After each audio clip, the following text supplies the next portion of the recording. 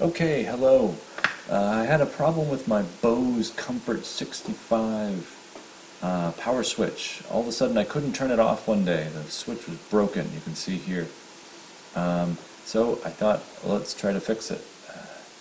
So first, you take the cushion out nice and carefully. Always pull to the center and it will pop out. And then you can take this piece of fabric out that protects the speaker. Yeah, try not to rip the sticky stuff. Inside you can see that there are 3 screws, 2 near the top and 1 near the bottom, one here, here, and here. So here I will remove those screws real quick. Obviously a Phillips head screwdriver is all you need. Don't let the bottom just pop out. And here, if you turn it over, they might pop out, might not, they're kind of sticky, but this top piece will come right out. And just make sure you don't lose the switch. The switch will fall. You can see here it fell a little bit. And as I got in here, I could see that the switch on the circuit board is fine. I could turn it on, I could turn it off, and everything was fine. You could even hear it working in the original video. But the actual switch that you touch, the backing to it had broken. I must have been a little bit too heavy-handed with it, I guess. So, all we needed to do is fix it. My first attempt at fixing it was to fix it with glue. I got the glue, it looked a little bit like this, but I figured, you know, if it happened before, it's going to happen again, so I glued it, and it was still setting a little bit, and I decided to take a little bit heavier hand here, and I took a twisty tie. You can see here the wire, I guess any kind of wire would do, but I took a twisty tie and ripped off the plastic part and just used the wire and wrapped it around a couple times and then used my pliers to tighten it around this little piece. There we go. Okay, scoot those wires to the end and tighten them up pretty well. I wouldn't over tighten them. I don't think this is going to go anywhere once you get it pretty tight. There's no real need to get it, to over tighten it, because you might actually crack the plastic. So I gave it about 3 or 4 turns. Got my favorite scissors here and cut off the ends.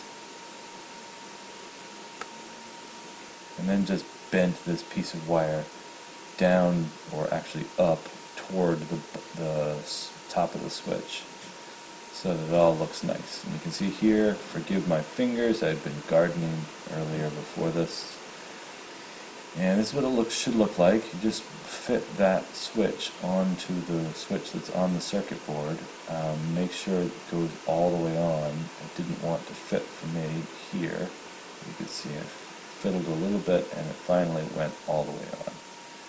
It should fit nice and snug, like that, and look pretty. And you can see the wire's not going to touch anything. It's not going to rattle off. It should just sit there and everything should be great when it's back together.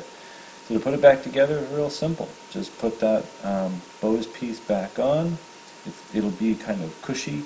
You want to turn it over, and here I just show us putting the screws on real quick. The screws should hold that backing back on there. And then, now it's just time to put the cushion back on, or the felt back on, and then the cushion that goes right next.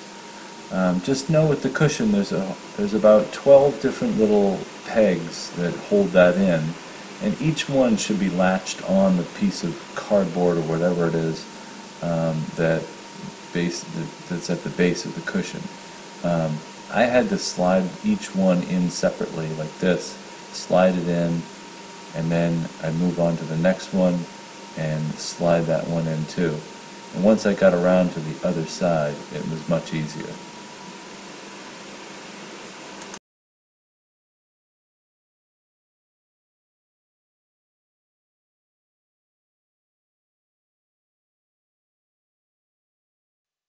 And there you have it.